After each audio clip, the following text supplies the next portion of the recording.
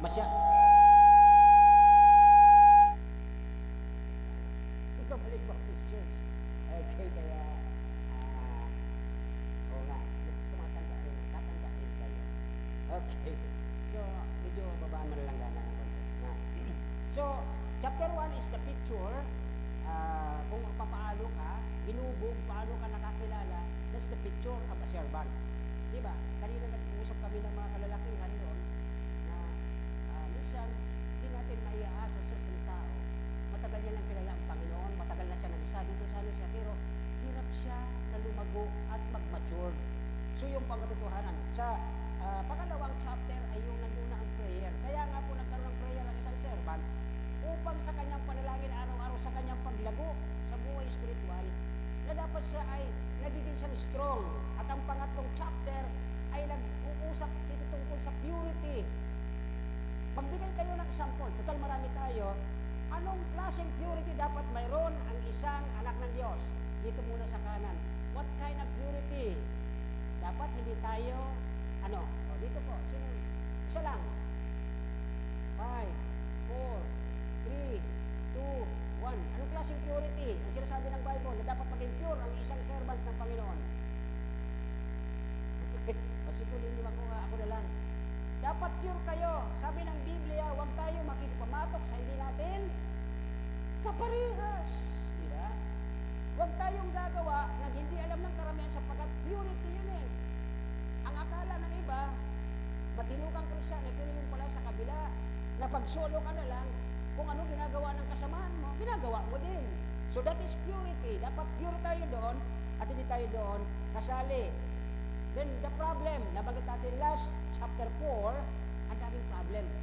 Ngayon dito po sa chapter 5, basahin na po natin ating mga Bibles sa 1 Peter, o 1 Timothy, I mean, 1 Timothy, unang Timoteo, kabanata ay 5, at talataan na mula 1 hanggang 21. Tayo tayo at palitan po, sagutan, verse 1, verse 2, hanggang umabot po ng 21.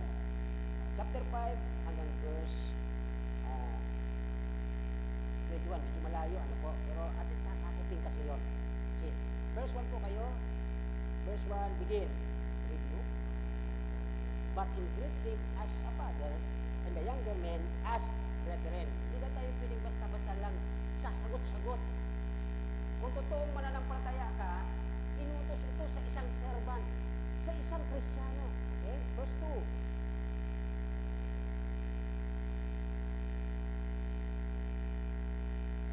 Pag mayroon tayong mga nakatatanda, lola, huwag natin basta-basta pinagsasabihan. Nakala ba natin tayo yung mga nagpalaki sa kanila? Okay? Napakalinaw yan dyan. Tingnan niyo po yan. Verse 3. Yung mga balo, respeto natin sila. Verse 4.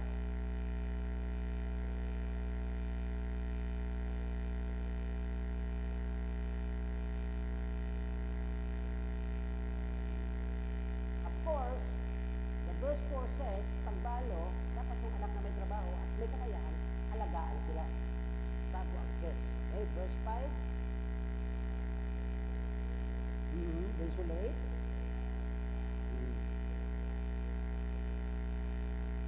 May possibility ito na talagang walang kaanak ito at talagang single lang siya. Wala siyang ibang kamaas. Yun po ang papasok ang church. Okay, verse 6.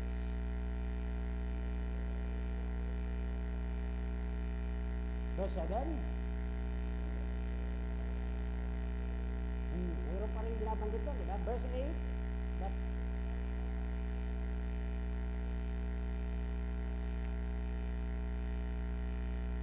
ito yung mga anak ng isang balo na hindi naalagaan ang kanilang nakatatanda. So, verse 9. Let not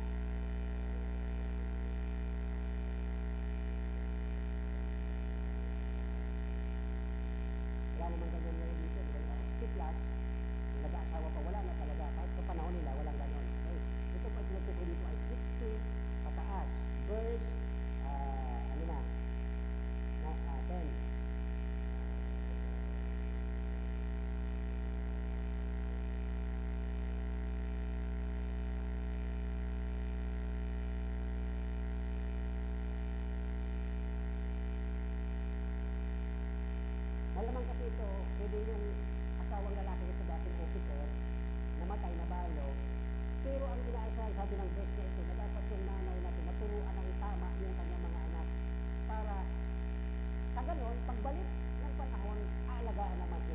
Okay? Yun po ang tinutukoy doon. Next verse.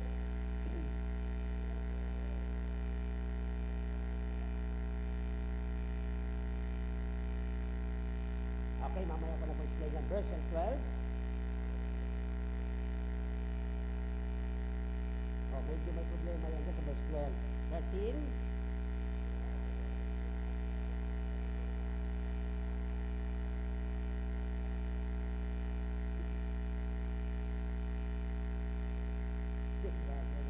Naintindihan niyo po ang Tagalog nito. Tingnan niyo po ang Tagalog niyo. Diba? Iwasan natin yun sa mga batang tayo. Diba yung verse 18? So dito, natututo silang maging mga walang ganyan dito sa atin. Okay? Naniniwala ko walang ganyan sa atin dito. Pero yun po ang sinabi sa panahon nila. Diba? Nagpapalipat-lipat ang bahay at hindi lamang mga tamad kundi mga walang ganyan dito. Okay? So mga balo po, please, hindi kayo katulad nila. Okay? Dito tinutukoy doon sa lugar ngayon. Verse 14.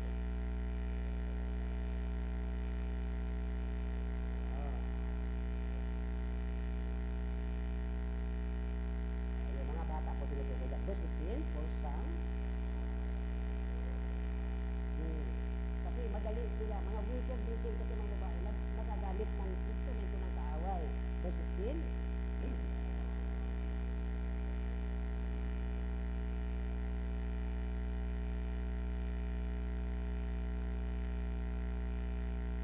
Gagawa natin yan dito. Kahit na sino mga kahit hindi natin yung Diyos, tinutulungan natin. Kaya hindi po tayo dyan guilty. Okay? Verse 17.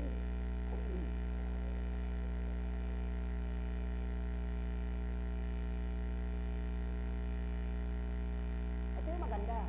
Okay? At dito po nangyayari yan sa ating biyanan. Si Mami Bilan po na nakapag-sasadol, nakapag-sabi ng Timothy na ang sandali nito papakinabang sa pagtutuwid, pag-aayos, at pagkukurek.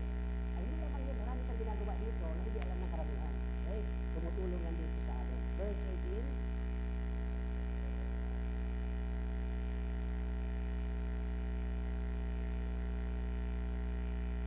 Okay, sa kamaramihan po kahit yung panahon nila, ganun din yung mga tumutulong na balo din sa simbahan, inaabutan ng simbahan yun. Okay? Then verse 19.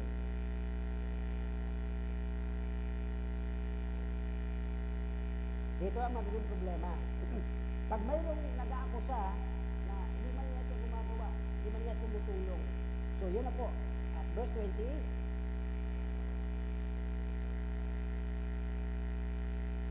Oh, so verse 21.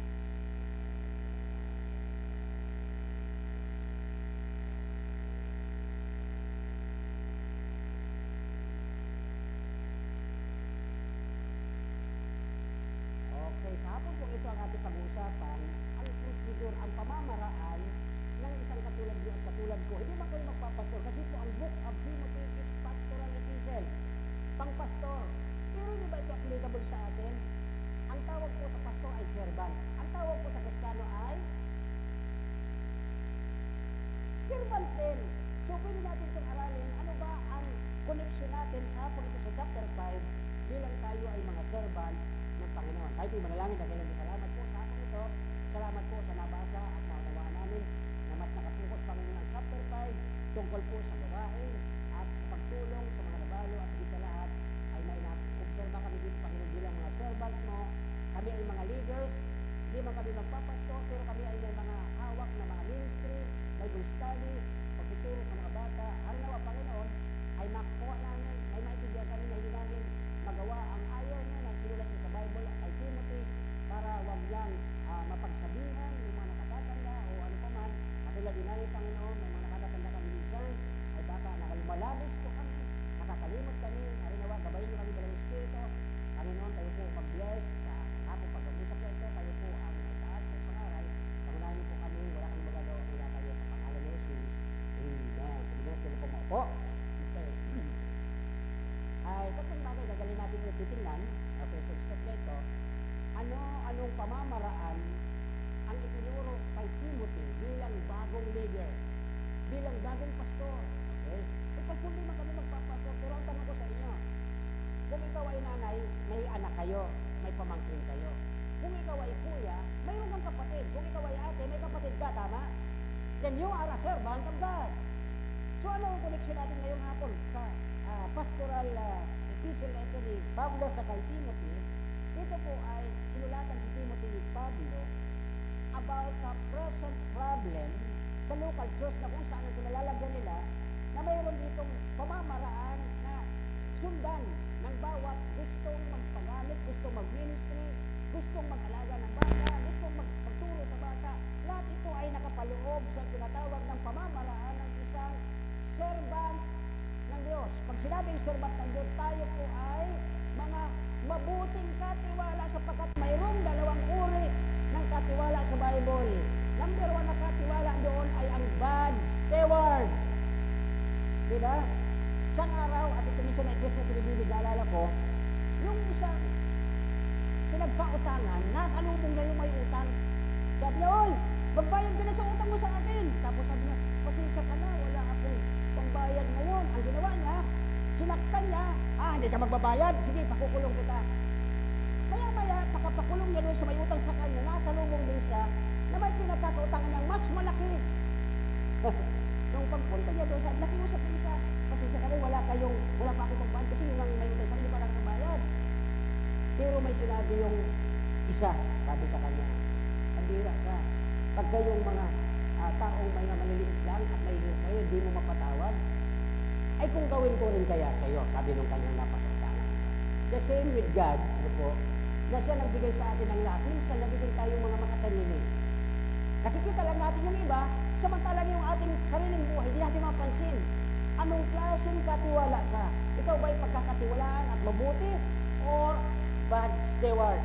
Okay, so ngayon nga po mga kapatid, from verse 1 verse 1 and 2, mapansin natin dito, una po, okay, ay ang pamamaraan na ito ng salita. Paano natin gagamitin ang salita dito? Look at verse 1 and verse 2. Okay? Ang word ditong discreet, dapat maingat tayo. Tingnan niyo po nito, dayaman is told, sabi kay Timothy ni Paul, na magsalita ka sa nakatatanda sa iyo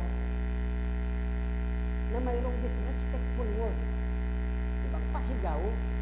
Oh, by the way, yan na naman, tatamaan na naman mga young people dito. Kasi ganun talaga yan ng mga bata pag sumasagot. Tawagin mo, anak, ano po? Diba? Pansinin niyo po ang verse 1. Okay, tingnan natin ito. Ayoko kayong daanan dito, pero wala akong ibang magiging sample. Tingnan niyo po ito, okay? Inaatasan kita sa harap ng Diyos at ni Kristo Jesus ang mga anghel na iniwan sa inyong sundin ang mga bagay na ito na walang pinipilinan. Ay bakit 21 yan? Verse 1. Verse 1, hindi 21. Yan. Ito po ang first line, huwag mo, ang sabi, kayo magbasa, mga teenager, sabay-sabay.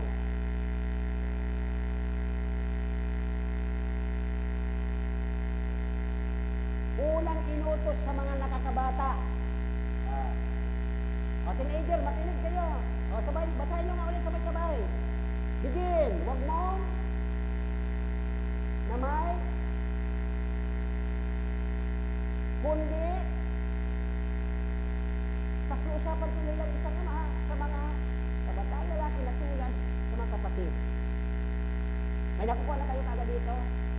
Yan ang unang sinabi sa servant na si Timothy. Kung ikaw ay mabuting katiwala, pag mayroong nakatatanda doon, lalo na po ang pastor. Hindi ko sina-experience sa sarili ko dito, ganun din ako ng ko'y bata. Pero never talaga akong magsinghal, pagsabihan yung pastor, kahit alam kong ako yung nakakatulong sa kanya. Iba po itong binabasa dito o sinasabi dito ni sa atin. Sa panahon ngayon, minsan, hindi mo na ito makikita sa mga kabataan. Okay, sabi niyo na, ayan, pakiusapan. Minsan, pinakikiusapan ng magulang, minsan, nadabog pa. Diba? Pero alam ko, wala yan dito. Amen ba? Ay, salamat, wala dito yan. Okay? Pangalawa, dahil ito po ay pamamaraan ng mga salita.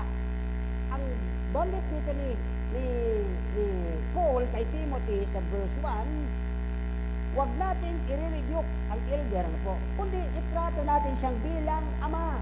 Pa, sige na po. May po. Okay? Pero iba yung may po. Po! Diba? Iba yun. Nakangiti na yung iba. Bisan siguro nagagawa nito. Yun po ang bilin na bilin sa isang mabuting katiwala Kung totoong ikaw ay katiwala ng Panginoon, kung ikaw ay totoong may takot sa Diyos, kung totoong ikaw ay may pakakilala sa Diyos, hindi mo gagawin ito sa mga nakakatandang lalaki at babae. Kaya dito po ay ang sabi ni Pablo, huwag kang maging disrespectful sa mga teacher. Oh, ayan na. Pumasok bigla sa isip ko eh. Minsan ang mga estudyante, minsan ang mga teacher, parang barkada lang nila si teacher. Pagka minsan din kasi mga teacher din, ganun ang trato nila para makuha ang loob. Pero minsan umaabuso. Kasama na rin po ito doon. Sa school, kayo mga anak namin na nandito, tinuturoan natin sa school. Dapat, pag nakikita ng inyong teacher kayo doon sa loob ng school, iba ang kanilang nararamdaman para sa inyo na para bang, ito kilala ko to, ito ay may takot sa Diyos, ito ay magalang. At hindi ito nagsisimula ng kaguluhan sa school. Amen ba? Ay, salamat. Hindi isa wala. Okay? Bakit ko po binabanggit? Tingnan niyo po ito, yung word na ginagamit natin dito is the same word ginagamit natin sa school, yung po at upo. Tama? Okay, so dito ay kadalasan, kaya sabi ng verse 1 dyan. And verse 2, tingnan niyo po sa mga babae naman. Lalaki po ang verse 1. Verse 2, okay? Look at verse 2. Sa matatandang babae na tulad ng mga ina. Okay? Nanay. Honest to goodness. Ako talaga, sa totoo lang, never pa ako kahit nung minsan na nakita ko yung, o narinig ko yung kuya ko nung araw na sumasagot sa akin sa nanay, galit na galit ako sa kuya ko. Bakit? Alam ko na mali yun. Di ba?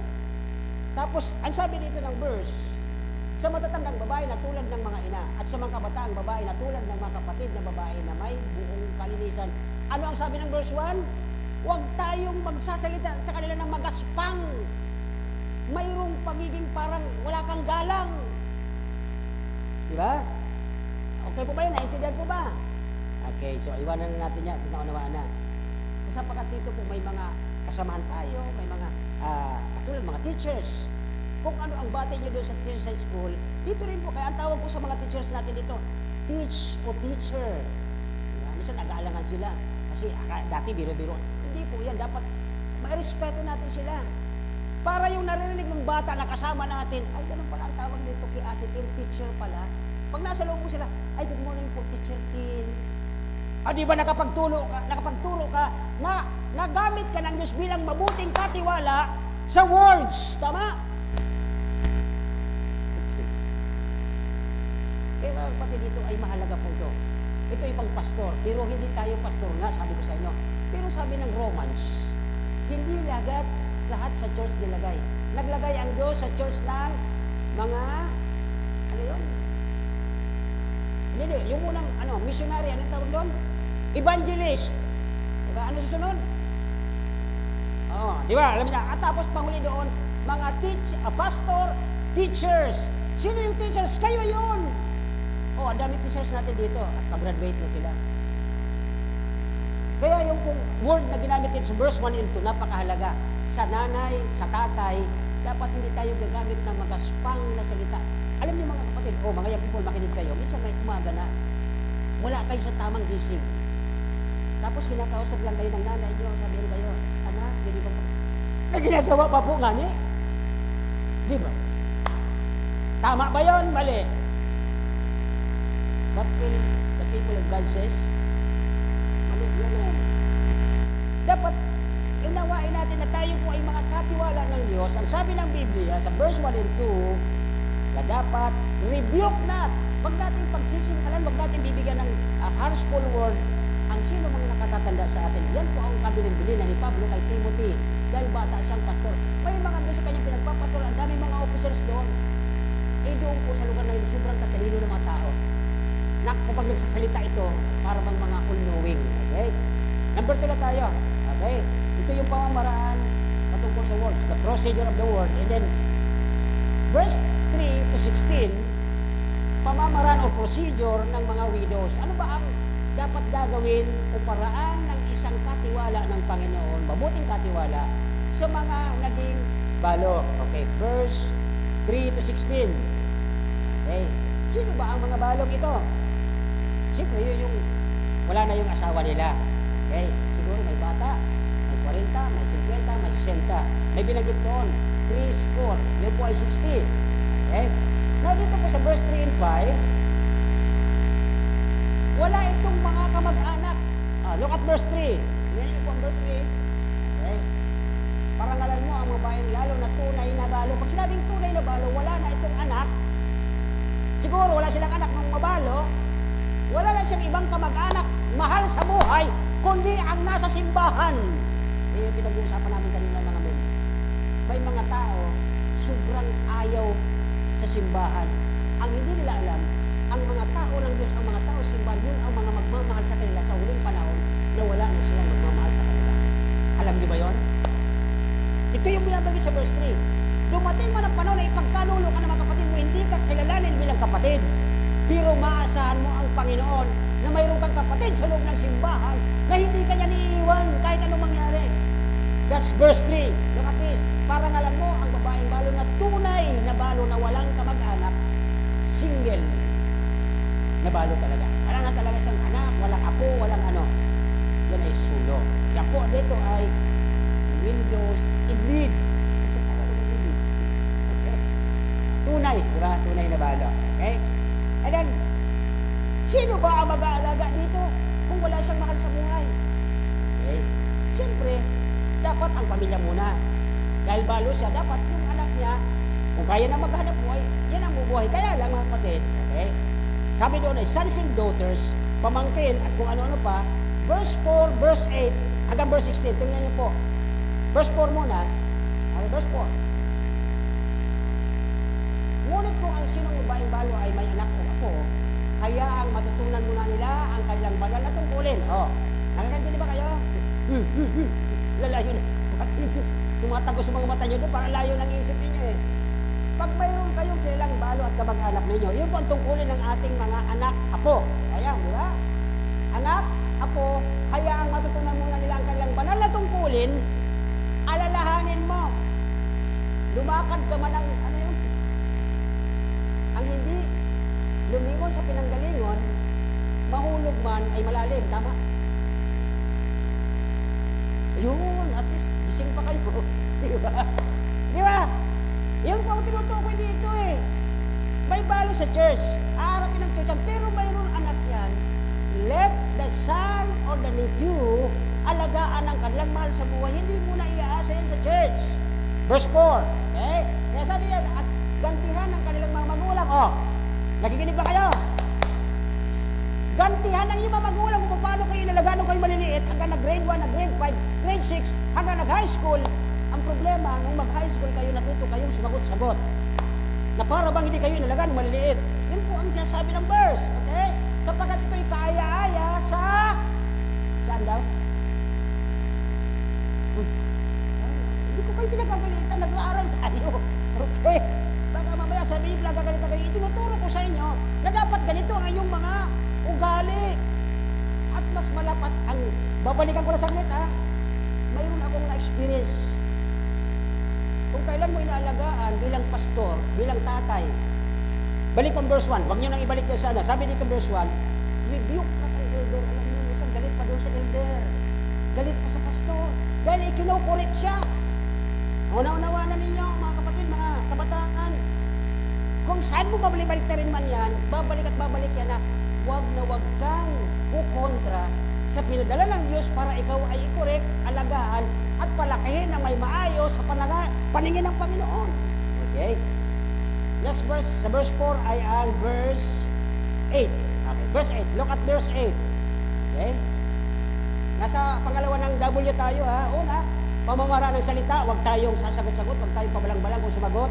Pangalawa, ano ang pamamaraan ng mga balong ito? Paano sila aalagaan? Paano paraan? Okay, verse 8. Basa, verse 8, sabay-sabay. Di ba? Wait lang, ha?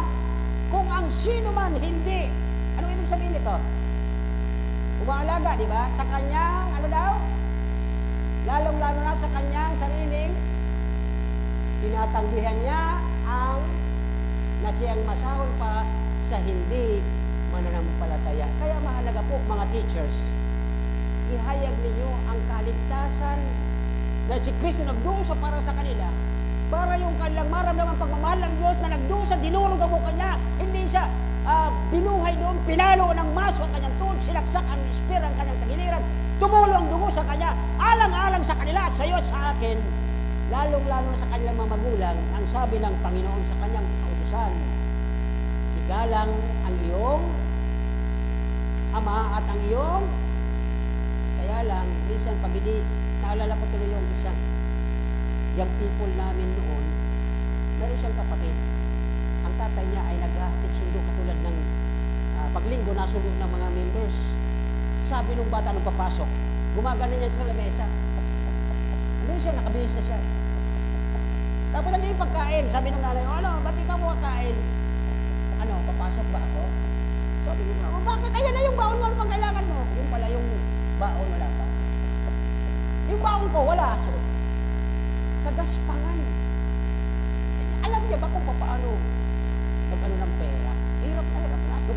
Kapatid, nakita ko yun ng panahon. At ang tatay nito ay taga-sundo, driver namin ng araw. Yung bata, hindi ko alam kung paano niya. Hindi niya siguro naalagaan sa ganito. Nadinig ko mismo, nakita ko. Ganun siya. Para bang ubos na. Pag-ano siya sa lamesa. Nandun yung pagkain, hindi kumakain. Hinihintay mo na yung baon na pera. Ano yung baon na pagkain? Sana naman maging aral ko. Binabanggit ko sa inyo para kung sakaling maalala nyo pag kumakain kayo, dapat malalaki na kayo. Ayun na yun. Maglalagay ka ng baon, maglalagay ka ng ulam. Ikaw na dapat nagsasaing, gigising yung mama mo. Magising na, ipagluto mo ko, ipag-ano mo ko, i-prepare mo yung baon ko. Yung baon kong pera nasa anak. Tapos sasakay ka na lang. Ito po yung word. Tinatanggihan niya ang pananampalataya na kanyang natutunan. Teachers, Sunday school teachers, makinig kayo. Kailangan pa rin nila matutunan mula sa inyo na bago sila mapunta dun sa kanilang ugaling ganito. Sa mga teachers pa lang, tagyas na yan.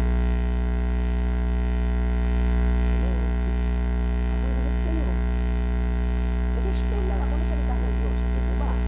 So, bakit nagkakaroon lang sa panahon natin ng ganito? May lapses, may problema. Si pastor, magpuputulan sa kasisigaw. Wala yan sa kanila. Bakit? Isa lang ang nagsasalita. Ay, malay ko naman yan. Sino ba yung pastor na yan? Pero kung doon sa bahay nila, sa teacher nila, narinig yun, magpapasok din yan dyan eh. Mag-i-stay yan dyan sa biyaya ng Diyos. Kaya dito po ay, ang verse 8 nagsasabi, sa first line ng 16, pagkalabas po ang verse 16, okay? Lahat nagmumula ito doon sa salita ng Diyos na yung mga winupaano natin ang pamamaraan sa kanila ay matuto sila. Kaya sila po ay maaalaga ng mais. Sapagkat dito pa lang, yung mga kapwa natin na tagpagturo, hindi lang naman pastor ang nilagay. Nandun yung mga evangelists, nandun yung mga teachers, para matulungan sila na may matutunan ang ating mga bata o mga kabataan. Verse 16, first line, kung ang sino man babaeng nananampalataya ay may mga kamag-anak sa mga babaeng balo. Di ba? May kamag-anak sa mga babaeng balo. Kamag-anak ko na po ito, ha? Kanya, ano daw? Tulungan sila upang wag mabigatan ang nakita po ninyo, hindi naman siya inaasa natin sa church. Alam mo, ang simbang ito, giver ito eh. Kaya ako pinagpapasalamat sa Panginoon. Hindi naman ako gaano matalino, pero pinagkaluban tayo ng mga kapatiran, ng mga faithful, soul winners, at mga giver. Yan po ang blessing natin. Kaya lang, dito po, may sinabi siya sa panahon nila, hindi po sa panahon natin, sa panahon nila, dito po ay kanyang tutulungan sila upang huwag nang mabigatan ang iglesia, ang church. At upang matulungan nila ang iglesia, mga tunay na balo, kasi marami silang alaga noon sa dami ng mga members na alaga nila. Okay? So kaya dito po ay napansin natin na ano ngayon ang gagawin natin. Okay? Sa pangalawang linya na verse 16, ang sabi doon, okay, upang daw sila anak lang din naman. Diba, related ka, kung mayroon kang blessing, ikaw na ang tutulong doon sa balo para hindi na po ang church ang aasikaso sa kanila. Yan naman ang sinabi ni Pablo kay Timothy, sapagkat nung panahon na yon, mahirap po talaga ang alagaan ng mga ganito dahil marami sila ng panahon. Sa atin naman ay kukunti lang. Now, dito na po tayo sa verse 9 and and verse 11, okay, anong edad dapat tulungan ang isang balo? Okay, di ba? Tingnan po natin verse 9. Ano verse 9? Isama sa tala ng babaeng balo kung siya ay ilagay sa listahan na iaalagaan ng church. Uulitin ko po ilalagay natin ang aalagaan sa church yung 60 pataas, okay? At naging asawa ng isang lalaki. May kuwan yan dyan, may lalim yan dyan na explanation. Diba? Kasi may mga balo ngayon na nag-aasawa ulit. Okay?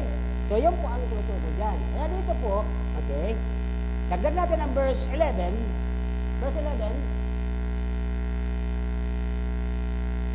ngunit huwag niyo itala ang mga sorry, sa mga bata pa.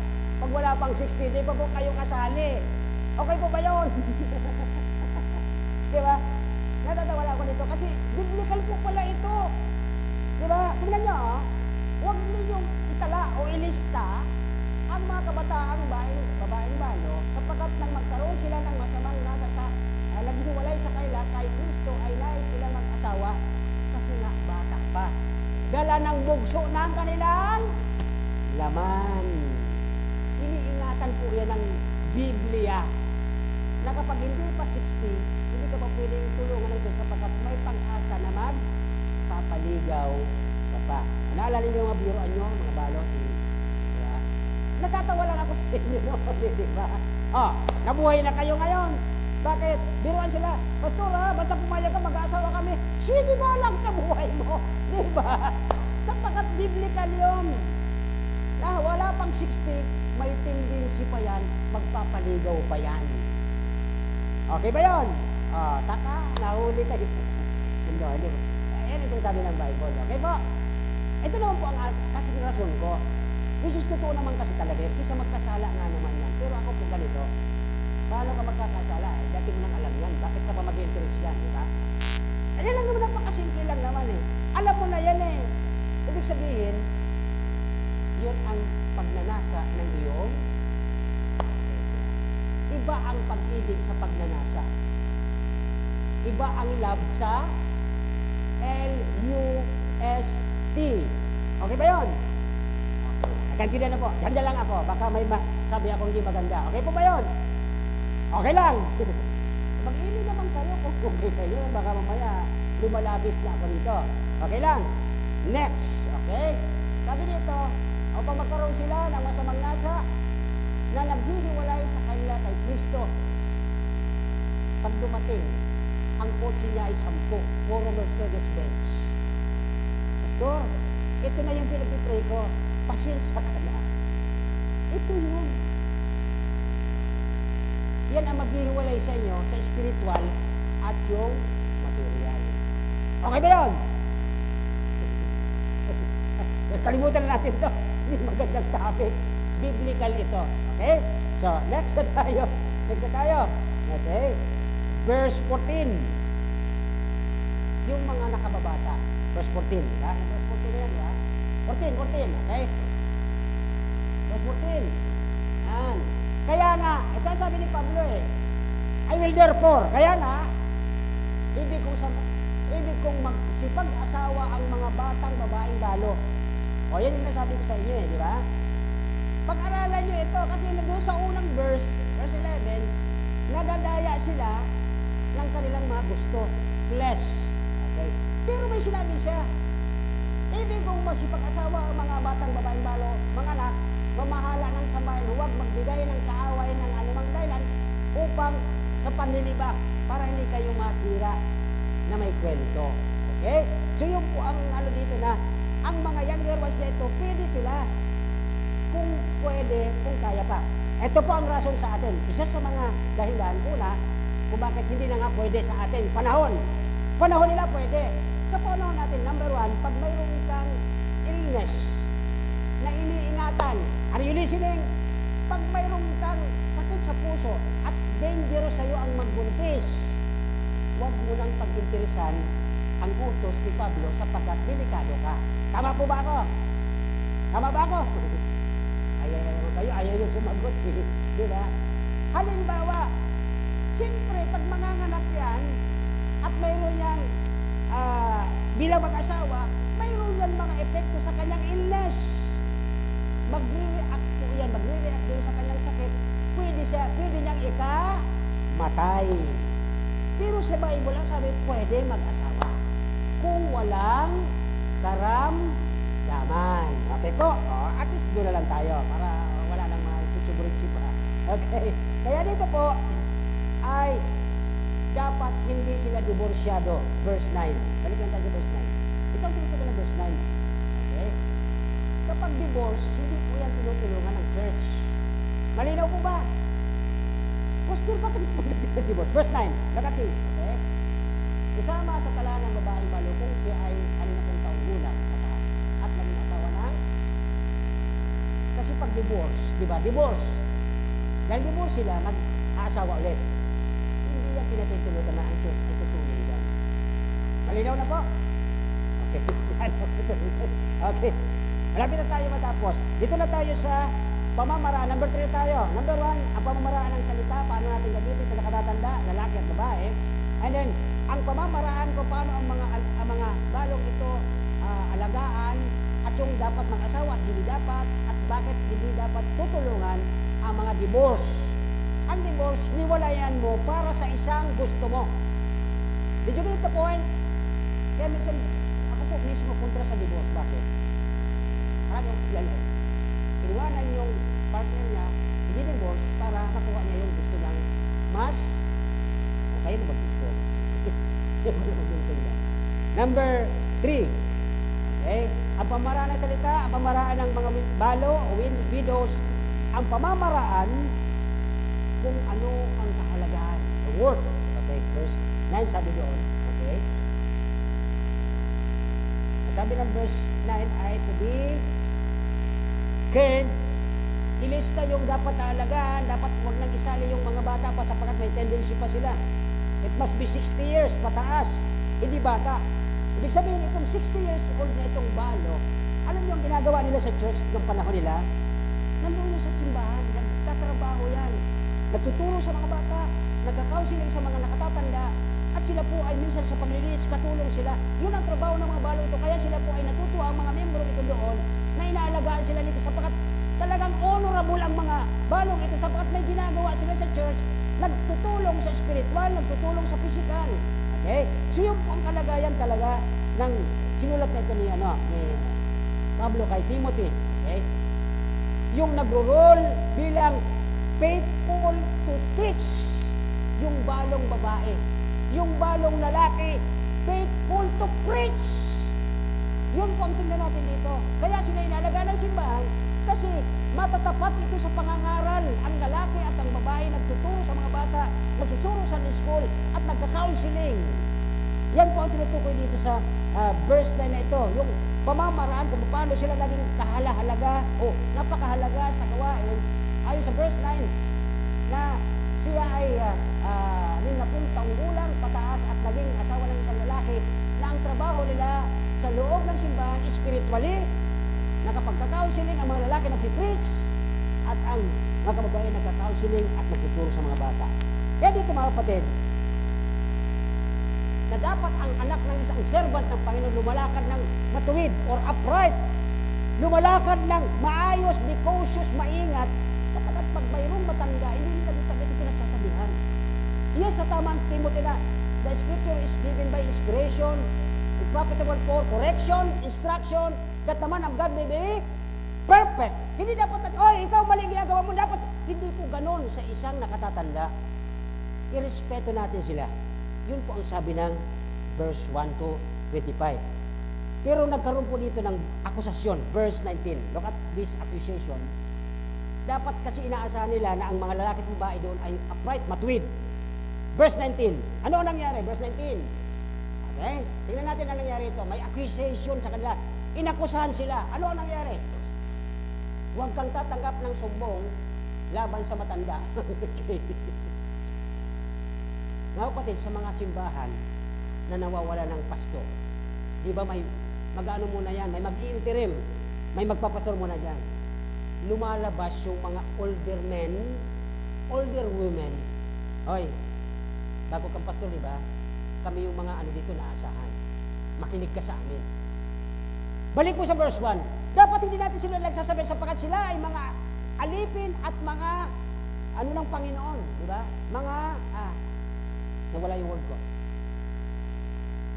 Katiwala. Okay? Mga katiwala ng Panginoon. Bisa may ganon. Kadalasan yon. May tatayo yan dyan. Kasi siyempre, piniprotektahan niya lang ang church. Matalagal na siyang member. Siya na yung parang lumalabas na nakatatandang lalaki, nakatatandang babae. Pagsasalitaan nila yung bago. Hindi dapat. Okay? Nakakanawan po ba tayo? Kung sakaling dumating na may dumating dito, batang pastor at baguhan at kayong mga datihan, hindi sila pagsasabi. Entreat. Sabi ng verse 1, rebuke not an elder. Amen. Kahit yung mga preachers natin dito, pag tumatayo, nagkamali man yan, wag natin. May mga nakita akong although, iba naman yung pagkakataon ng iba na nagpipreach ng ibang doctrine, pabababain talaga sa pulpit. Pero pag sabihin mo yung preacher natin, tapos sabihin, Brad, babakan kasi mali. Huwag kang ganon. Okay? Tayo mo lang siya, kasi taatin naman yan eh. Okay? Yun po ang parang naunawaan ko dito. Sapagkat yan po ang sinasabi ng verse. Okay? With caution. May pag-iingat. Sapagkat ang accusation dito, ang tragedy nangyari is ang word na kategorya. Okay? Kasi binabagit niyo yung kategorya, di ba? The word is, sabi diyan, is formed charged before the court. Okay? Alam ito ni Manny. Kategorya. Ano ba ang ibig sabihin nito, Manny, doon sa inyo? Sa law court, di ba? Sabi ng verse 19, okay, huwag kang tatanggap ng sumbong ng matanda maliban sa patutuo ng 2 o 3 saksi. Pag may nagsumbong, huwag ka kaagad, dapat mayroong witnesses. Okay, yun naman talaga ang formal. Okay?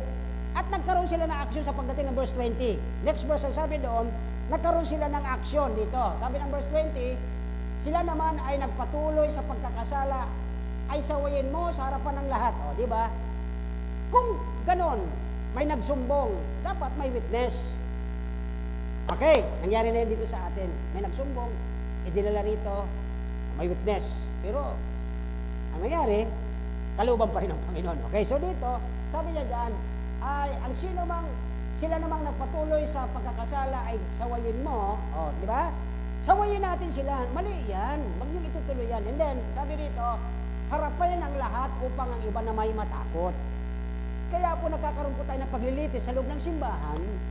Hindi sila para pahiyain, kundi para i-correct. Para maibalik sa tamang pagsasamba at pagsisilbi, hindi para sila ipalayuin. Tama? Lang, dahil sa sama ng loob nila, sila ang lumalayo. Bakit? Ayaw magpakorek. Ang ayaw magpakorek, lumalayo sa Panginoon. Tama po ba? So yun po ang talagang totoo dito. Kaya dito mga kapatid, tingnan ninyo, balikan nyo ito mamayang gabi, aralin nyo maigi. Okay? Sapagkat dito pa lang mga kapatid, nagkaroon ng akusasyon, nag-aksyon naman sila. Okay? Ano ngayon ang ating accountability? Verse 21. Tingnan natin po ito. Okay? Sabi ng verse 21, ito tayo magtatapos, huwag kayo magalala. Okay? Inaatasan kita sa harap ng Diyos at ni Kristo Jesus. Sino po ang inuutasan? Si Timoteo. Kung si Timoteo ay batang leader, batang pastor, ikaw sa tingin mo, ano ka sa mata ng Panginoon? Batang leader, batang pastor. Bakit po? Hindi ka magpastor sa inyo. Yung Bible study mo sa tahanan nyo, you are pastoring a soul. Huwag mo sabihin na si pastor lang ang pastor dyan. Okay? Nagangalaga ka. You are tendering, nagpapakain ka ng kaluluwa. You are pastoring, pasture. Ang ibig sabihin ng pastor. Okay? So dito, ayun sabi dyan, may accountability tayo. Inataas ka sa harap ng Jesucristo at ng mga anghel na hinirang na iyong sundin ang mga bagay na walang kinikilingan at huwag mong gagawin ang anumang bagay ng may pagtatanggi. Si ano na lang? Si Brother David na lang kasi magaling naman yun. Hindi ka dapat tatanggi. Unang-una, servant ka din. Katiwala ka din. Bakit ka magtuturo? Habang nagtuturo ka sa iba, ilan nakaturo sa iyo? No. Pastor, babae ako eh. Sino nga asahan mo? Yung kapitbahay mo, tuturuan yung kapatid mo. Ikaw yung katiwala doon eh. Balikan natin ang verse 21. Anong sinasabi ni Apostol Pablo sa atin? Katulad ni Timothy bilang batang leader. Basahin niyo po ang verse, first line. Sa Tagalog, begin. ano ang iniisip sa atin ni Pablo nung isulat niya ito? Inaasahan ka niya. Inaasahan ako niya. Lahat tayo inaasahan ng Panginoon. Ipinasulat kay Pablo, inaasahan tayo ng Diyos ng ating boss na pinagkatiwala ang mga kaluluwang ito sa ating mga kamay. Hindi lang kay Pastor Timothy, hindi lang kay Pastor June, hindi lang kay preacher kung sino-sino. Lahat tayo dito ay makatiwala ng Panginoon sapagkat alam niyo mga kapatid, from verse 20 to 21, okay, dapat gagawin natin ito with decently and in order. 1 Corinthians 14:40, pakilabas. Let all things be okay, alam niyo, di ba? Bidan. 1 Corinthians 14:40. Di ba? Basa. Subalit.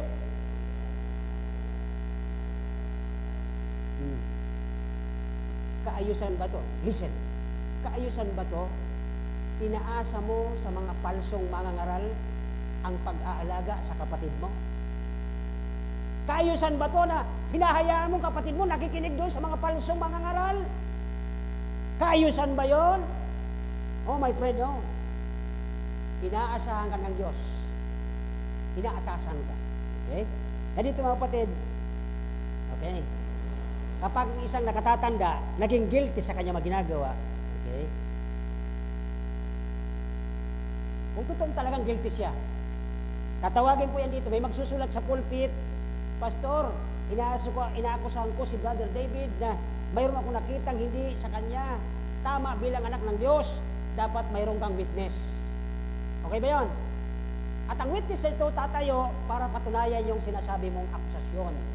Aaksyon ng simbahan, tatanungin yung witness, pag hindi siya nakinig, pangalawang aksyon, anong gagawin? Alam niyo na yan, lagi ko nang inuulit-ulit yan dito. Ang gagawin natin ay ihaharap sa buong kongregasyon at doon natin siya sasabihan. Kung siya'y makikinig, salamat.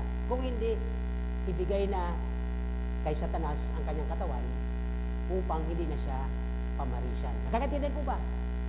Kasi ngayong panahon, okay na yun. Wala naman niya magagawa simbahan kahit magpakawala ako dito, magbalik ako sa dati, kung anong gawin ko, wala man pakialam niya kasi hindi naman ako, ang akala lang nila, iniingatan natin ang ating purity. Tapos nagkiklaim sila na tayo'y kasama nila. Hindi dapat. Okay? So dito po, sabi dyan, if God's people, tayo, kung tayo yung mga tao ng Panginoon, expect, okay, na tayo po dapat ay officially, tayo mismo ang pupulis sa ating sarili. Bantayan mo ang sarili mo, hindi mo kailangan na pabantay ka pa. Ikaw mismo ang pulis sa iyong sarili. Hoy, bawal yan. Hoy, huwag mong gagawin yan. Sapat ikaw ay isang katiwalang mabuti at hindi ka katiwalang mangmang at walang alam. Katiwala kang matalino. Amen! Bantayan mo sarili mo, pulisan mo ang sarili mo. Hoy, bawal yan. Huwag mong gagawin yan. Sapagkat nakakaya sa pangalan ng Panginoon. We must submit to God. Isang araw, 2 Corinthians 5 din ba yun? But we must all appear before the judgment seat of Christ. Upang doon ay litisin ka sa ginawa mo, mabuti at masama. Hindi doon issue ang kaligtasan. Mga kapatid, sabi ng verse, ano ba yun? Inaasahan tayo. Ang verse na binabasa natin kanina, verse 11 ba yun? Inaasahan ka ng Panginoon ni Pablo bilang bago o bilang tayo ay katiwala ng Panginoon. Huwag nating hayaan ang sabi sa business world, kapag hindi mo inalaga ng taong yan, somebody will. Ngayon kamag-anak mo yan, napahamak yan dahil palso ang nag-alaga. Sino ang guilty? Balikan natin yung verse na binasa natin kanina. Pinagkakatiwala sa atin ni Pablo ang trabaho. Inaasahan tayo ng Panginoon, ni Pablo, at ang bawat isa bilang mabuting katiwala. Ano ang isasagot natin sa harapan ng Panginoon? Well, na-open. Walang problema yun. Mabuti yun, nasaktan siya sa salita ng Diyos kaysa nasaktan siya sa tao. Di po ba? Sabi ko nga sa mga kabataan natin, okay lang yun na umiyak ako sa harapan ninyo, hindi ko yung pagpakinggan. Basta nasabi ko sa inyo ang tama, nasundin nyo. Pero namatay kayo doon, kahit anong iyak namin. diyan sa harapan ng kabaong, hindi na kayo mababangon eh. Dahil sa katigasan ng ulo. Kasi pwedeng mangyari, mga kapatid, kapag hindi mo ginawa ang tama, di ba? Dahil alam mo, ang tama, doble sa iyo ang tama ng palo ng Panginoon. Kasi bakit? Ang daming warning sa Bible, kaya lang ang mga tao binibingihan ba, parang Israelita. Ay, hindi totoo yan. Pag nagkaproblema, hihingi, magpapadala ang Diyos ng ano yun? Ano yung mga patriarch noong araw? Nagpapadala siya ng mga leader. Po, magpipray sila, mag-worship, ibibless ng Diyos. Makakamukat-mukat, makakalimot. Di ba? Pag nakalimot, balik sa pagkakasala, papaluin ng Diyos, iiyak sa Panginoon, magpapadala ang Panginoon ng another messenger. Ganun po. Hanggang ngayon ba naman gagawin pa natin yung nakita na nating mali? Di po ba? Ang titigas ng ulo ng mga Israelita, paulit-ulit nagkakasala, paulit-ulit nagpapadala ang Diyos ng mga men, para sila ay pangunahan, pero nakakalimot. Dito ako magtatapos. Isang araw, si Solomon ay binigyan ng Panginoon ng lahat ng mayroon siyang hiningi niya, sapagkat unang-unang hiningi ng Panginoon, sabi, Son, give me your... Ano ang hiningi ng Panginoon sa kanya? Ang kanyang puso, di ba? Give me your heart. Nung ginawa ito ni Solomon, okay na, di ba? At nung isa po ay nandoon, habang tumatanda, nakakalimot. Nung binigay ng Panginoon, niya sa Panginoon ang kanyang puso, lahat pinagpala siya, lahat ng blessing. Pero nung tumatagal, dahil sabi niya, tumatanda na ako, ayoko nang makipaglaban, makipagyera. Ang gagawin ko para may peace sa lahat ng lupa, ay aasawahin ko bawat prinsesa. Alam niyo po yung kanyang pamamaraan at hindi paraan ng Diyos, nagdala sa kanya ng chaos, napalo siya ng Diyos. Dahil yung mga prinsesang napangasawa niya, nagdala sa kanya pagbalik doon sa Diyos-Diyosan. Hanggang isang araw, nagalit ang Diyos sa kanya. Diba? Kaya wag po natin, wag natin itong kalimutan, inaasahan ka ng Diyos. Mayroon kang, bilang ikaw ay nakatatanda, gamitin natin ang Biblia para tayo'y mangaral o magpatuloy, wag tayong kakalimot at wag nating gagawin ang nangyari dito sa mga sinabi dito sa verse 19 hanggang 25 na nagkaroon ng problema. Kaya mga kapatid, napakahalaga ng pamamaraan ng mga servant o ang ating mga ginagawang pagsunod sa salita ng Diyos, maigawa natin ng tama. Bakit po? Sapagkat nanonood sa atin ang ating mga kabataan, kung ano ang mali natin, gagayahin lang din nila. Kasi sabi ng patalastas ng television, di ba? Napaka-popular ito.